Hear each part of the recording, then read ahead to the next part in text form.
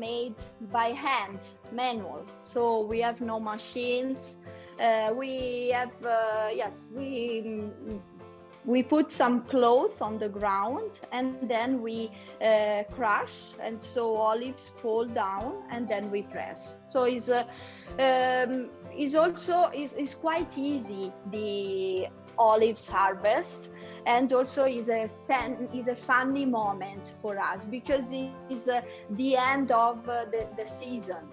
Normally we have the grape harvest in September, we finish in October, we have about 10 days free, and then we start with the olives harvest, and then the season is done.